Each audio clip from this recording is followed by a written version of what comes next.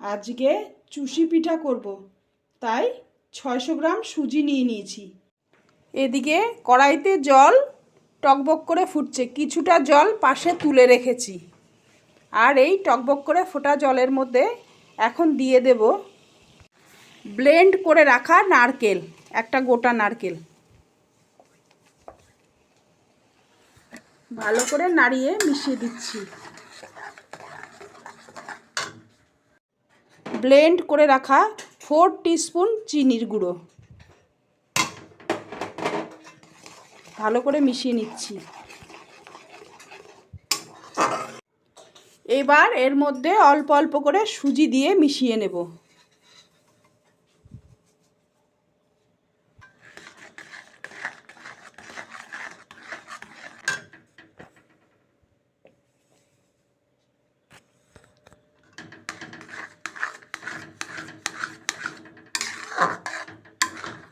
মিশ্রণটাকে ভালো করে মেশাবো আস্তে আস্তে।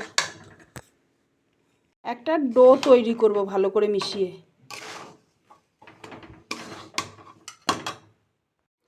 এই যে এইভাবে মেখে এবার একটা ডো তৈরি করে নিচ্ছি। একটা ডো তৈরি হলো এইভাবে।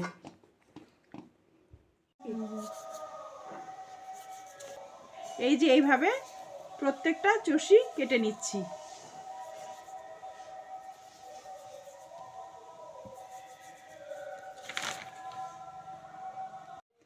চুষি কাটা কমপ্লিট হলো।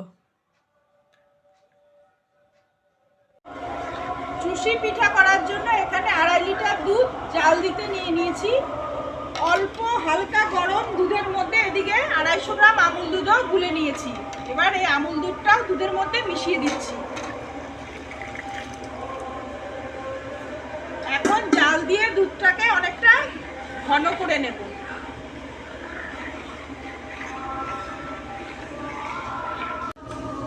দুধ ফুটে অনেকটা ঘন হয়ে গেছে। অনেকক্ষণ থেকে দুধটাকে জাল দিয়ে নিয়েছি। এবার কেটে রাখা চুষিটাকে দিয়ে দিচ্ছি।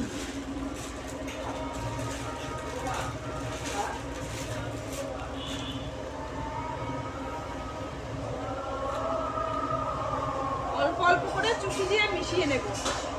তুষার আসবে না, এদিকে আসবে না। এইবার দুধের সাথে চুষিটাকে ভালো করে মিশিয়ে দিচ্ছি।